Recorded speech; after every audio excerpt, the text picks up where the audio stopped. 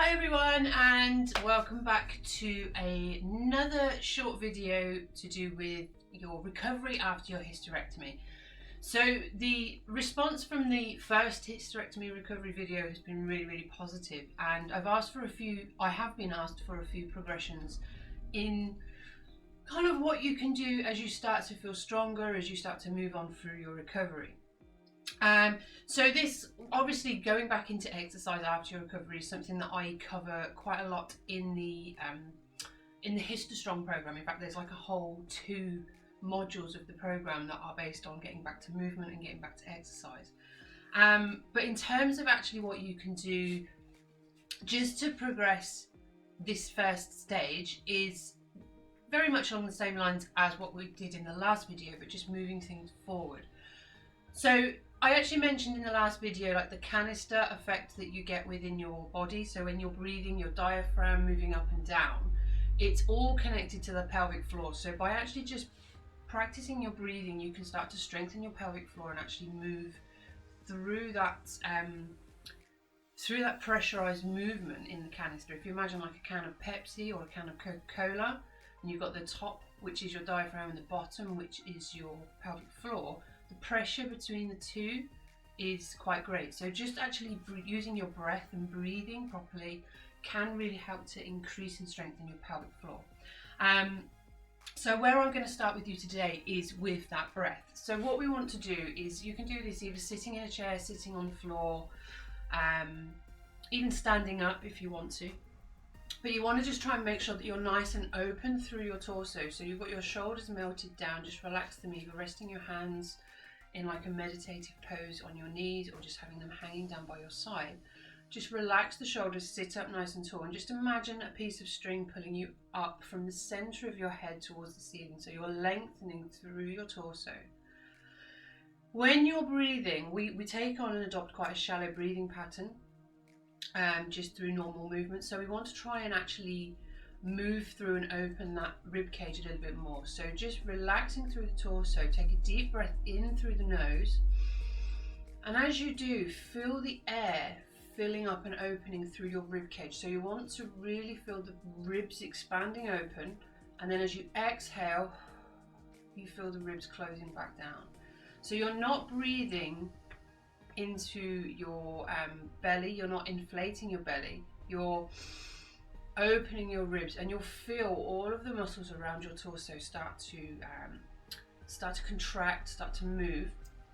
And just do that for 5 or 6 breaths. So you're just inhaling, feel your body widening, exhale, feel your body relaxing. So it's just in, moving the body out, exhale, move the body down. So we want to try and imagine that we're filling the lungs up, and in doing so we can extend that down into the diaphragm. So as we inhale, we feel the ribs expand, but we feel the diaphragm pull down. As you're exhaling, feel your belly button moving towards your spine.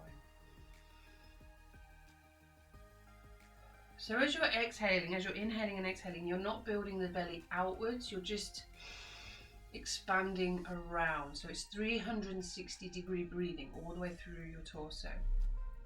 Now what we also want to try and do when we're doing our Pilates exercises is just have a little bit of engagement. So last week I spoke about holding your tummy a little bit, just trying to get that awakening of the muscles post-surgery. So now if you're sort of 8 to 10 weeks after your surgery, we can start to activate those muscles. We can start to do our pelvic floor exercises a little bit more consistently. From around about 4 weeks, you want to be doing your pelvic floor exercises. So all I want you to do is try and imagine that you've got a belt around your middle. So it's running around what we call the transverse abdominis, the TVA band of muscles. Now this is the girdle that goes around the middle of the body, holds everything together. And what you want to try and do is just feel that belt getting a little bit tighter, a little bit tighter, a little bit tighter. And you want to imagine you've got 10 holes on that belt. The 10th hole would be like sucking your gut in as much as you possibly can. Now I don't want you to do that right now, but what I want you to do is imagine what that would feel like to pull those muscles in as tight as you can. but then release it down so you're on about a third of that tension. So it's around about the same tension you would feel when you clear your throat. There, hold that tension. It doesn't stop you breathing, it doesn't stop you moving, it doesn't stop you talking, it just keeps that little bit of tension on the core. And then again, just do those breathing exercises again. So just holding that little bit of tension there, and have the same amount of tension through your pelvic floor. So just enough to stop yourself from leaking when you're going to the toilet. And you just hold those two tensions, pelvic floor, TVA, inhale, open everything out, and you feel the difference through your whole torso. And again, just relax. Good. So just do a couple of those breaths before moving in. So you can either sit with your knees crossed in front of you, you can have the legs out in front of you bent or straight, whichever is most comfortable to you. If this is a little bit too tight, you can just have the feet together and out in front of you. Bring your arms, your hands to your shoulders, and as you exhale, just rotate the torso round. Take a breath in, and then exhale all the way around the other way. You may experience a couple of little pops from your hips or your shoulders or even your spine. As long as these aren't painful, absolutely fine. So just moving. You can do these standing up as well. In fact, when I actually teach my Pilates classes, I always do these movements from a standing position. But actually from a seated position, it's much more concentrated because you can't rotate through your hips. Okay, so as you come back through to the center, just pause. Now what we can do here is exhale, bring yourself to this point. Hold it here for a couple of breaths, so you're on one side. And then as you exhale again, still doing that 360-degree breathing, exhale, pull it a little bit further around.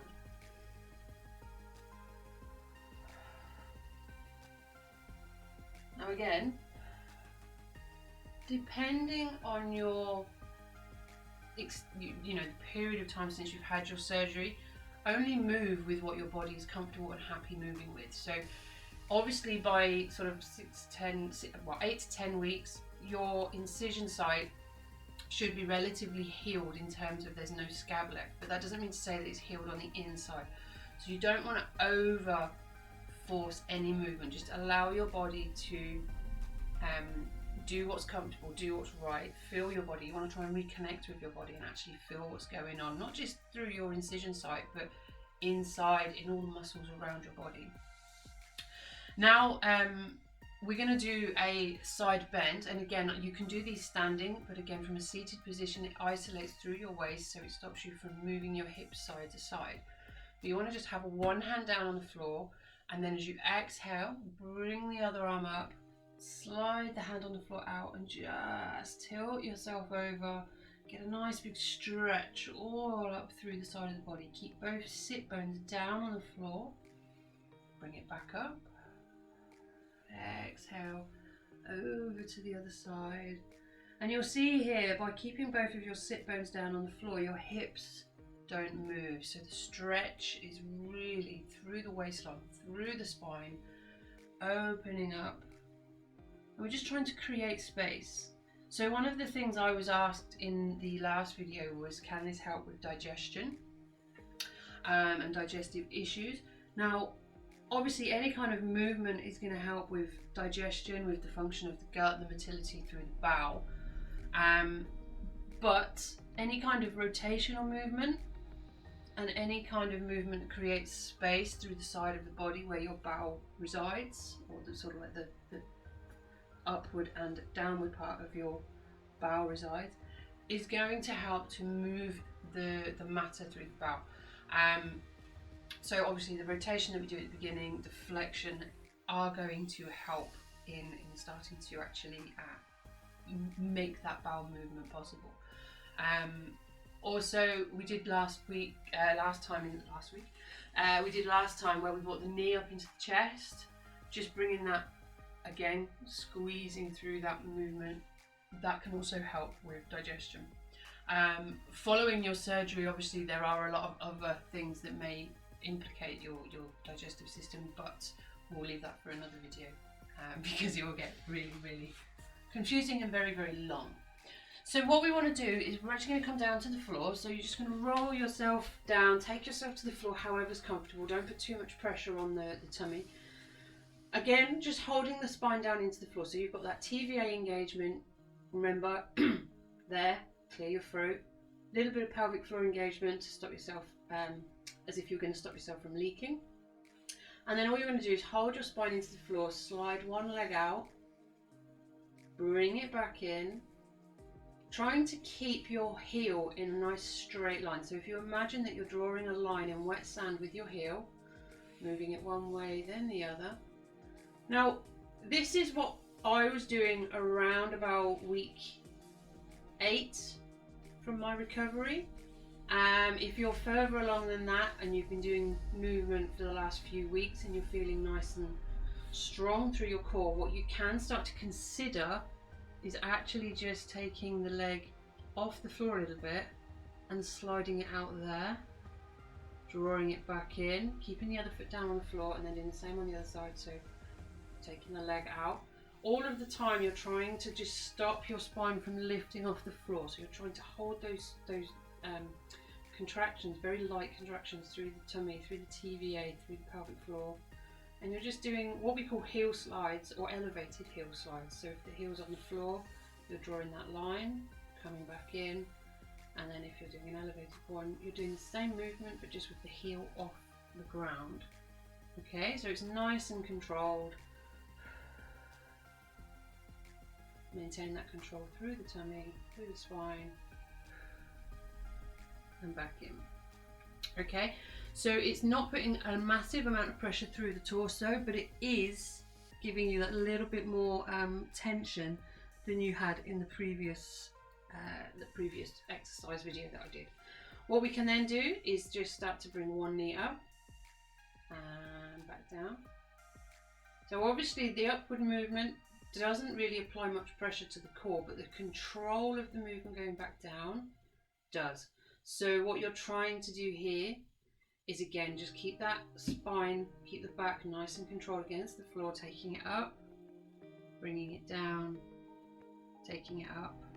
So alternate one leg to the other, bringing it back down. Now, again, I don't want to put too many progressions into this video because it does get a bit confusing. And if you start to do these too early, it's going to put a lot of pressure through your tummy muscles, which we don't want too early on.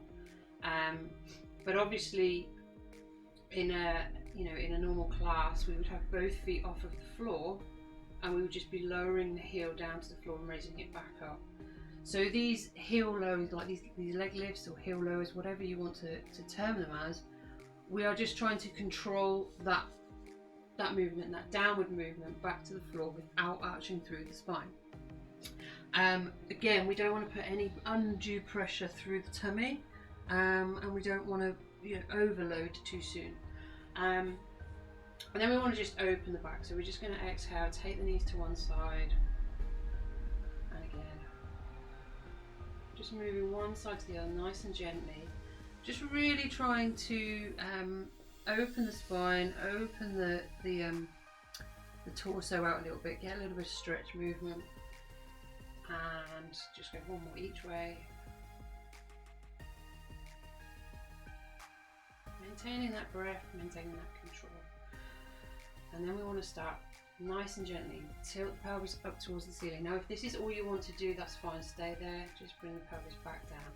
But we want to start rolling the spine up into the bridge. Now that we are 8 to 10 weeks out from surgery, we can start to do a little bit more. So inhale at the bottom, tilt the pelvis, exhale, bring the spine up. You're not putting force on the back of the neck or shoulders, you're just rolling onto the back of the shoulder blades. Tilt the pelvis.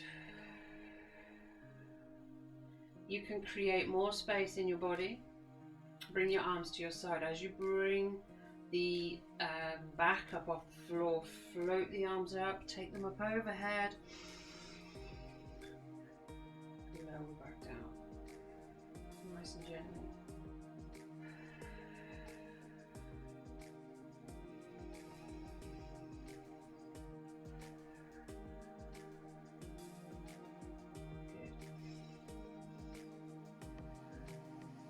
So you can see that I'm breathing constantly, I'm not holding my breath. This is something we want to try and avoid doing. That action of holding your breath is going to overload intra-abdominal pressure, so it's going to actually force your pelvic floor down, which we do not want post-surgery. We want to try and keep that nice breath movement flow in and out, keeping that little bit of tension through the pelvic floor, keeping that little bit of tension through the transverse abdominis, TBA. So just keep thinking belt, belt, hold the belt, third hold, belt, and roll back down.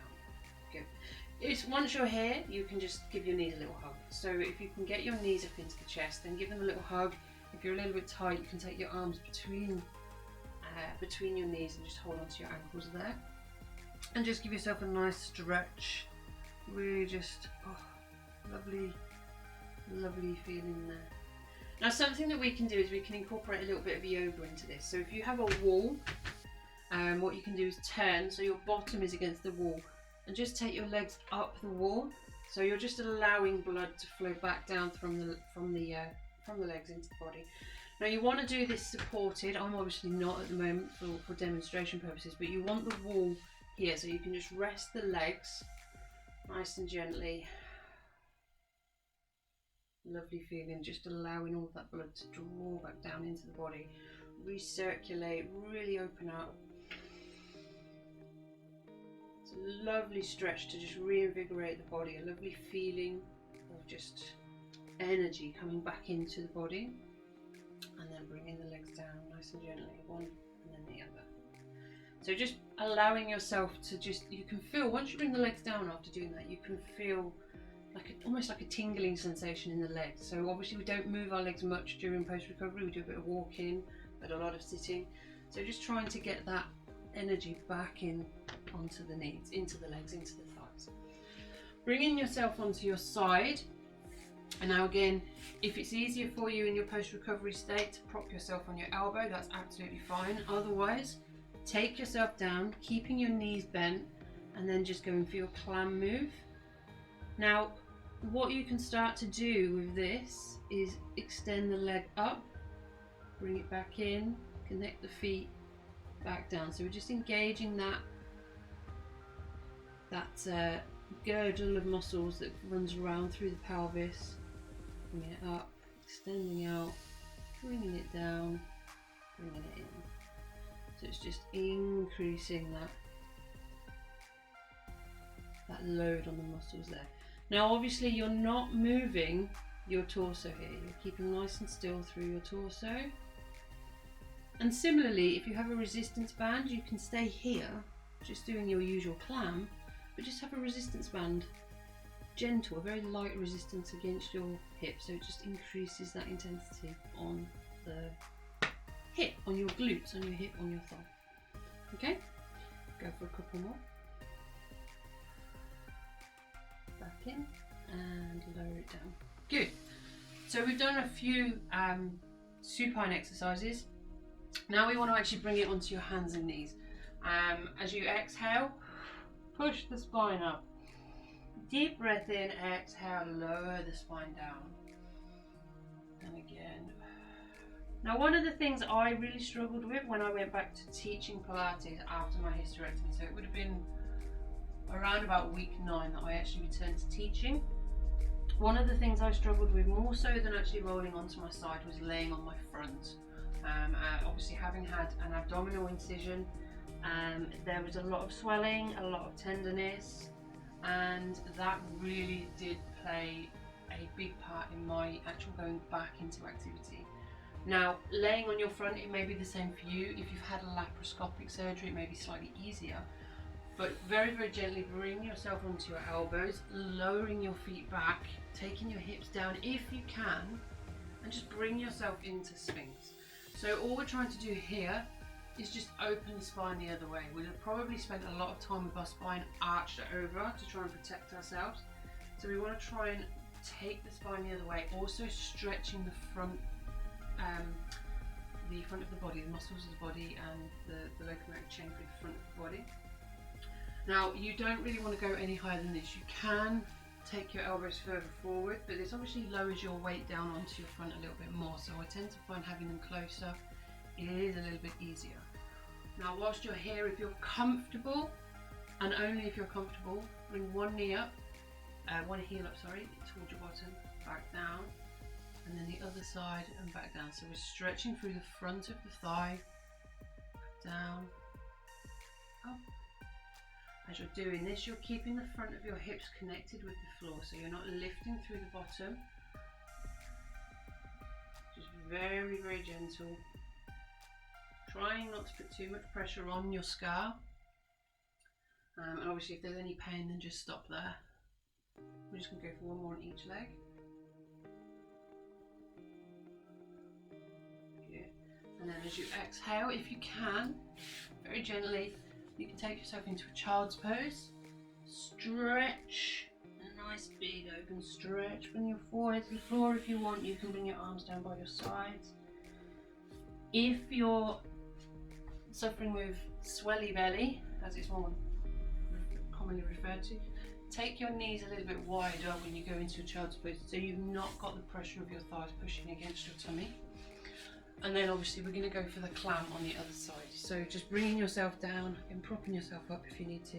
So it's open and close with your breathing. Again, you can take that extension up, back down, in, up, down. Good. Okay, so that's your progressions for around about your weeks 8 to 10, maybe up to 12 of your surgery, after your surgery. And like I said, there's a lot more exercises covered in the Hysterectomy program, which I'll put in the link down in the description below. And there's a lot more there in terms of actually getting back to movement, stretching, mobilization of your scar, nutrition, all sorts of things in there with regards to optimal health pre and post hysterectomy. Okay, go for 2 more. You don't need to do a lot of repetitions with this either, just enough to feel that your body is working. And then down. And that's it. So hopefully that's helped. Hopefully that's made you feel a little bit looser again still, and made you feel as though you're working a little bit more. I will be posting more videos as we progress, so you know, stick around. Please like, share, subscribe to the channel, and you'll be notified if you press the little bell icon of any new videos. Thank you very much. Stay safe, stay well, and I'll speak to you and see you all soon. Take care. Bye. Hi everyone, it's Lesley here. Thank you so much for watching the new video, the new hysterectomy recovery video. So this is kind of the second video in this series, and I wanted to firstly say thank you for all of the fantastic feedback that I've received from everyone with regards to the first video. So this one is kind of like an add-on. You can either add it onto the end of the last one, or you can just use this as another standalone progression. Again, it's not too challenging. I've made it deliberately not too challenging because I don't want you to overexert yourself and do damage to your recovery. But I've also received a lot of questions from Facebook, from other social media platforms as well, and via the website with regards to specific recovery issues. So things like digestion, hip stiffness, back pain, shoulder pain, pelvic floor exercises, and so on. So I just wanted to add to the end of this video that I do have an online program called Hystestrong available via the website, which is an online pre and post hysterectomy recovery program that includes lots and lots of information with regards to nutrition, movement, well-being, the actual recovery process itself, how to assist and aid your recovery to be better, how to reintroduce movement to your daily lives, how to progress that into then exercise moving forwards. Now if you go to, I will put a link in the description below, the LM Fitness website, and navigate your way to the Hystestrong page, I am offering a discount on this at the moment for the duration of lockdown. So when you go to log in, not log in, sorry, purchase the program, if you use the voucher code lockdown, it will take an extra £5 off of the cost of the course. Now it's only £19.99 normally anyway, so it will be £14.99 with the discount. But there's 5 modules, 2 of which are all specifically geared to actually movement, activity, exercise, and pelvic floor movements and things like that. So please feel free to go and check that out. And if you've got any questions or comments, pop them in the comments below or come and ask me on Facebook. And please subscribe to the channel so you get updates on all of the new videos that I upload as I upload them. So take care, and thank you again so much for watching these videos, and I hope to see you all again soon. Bye.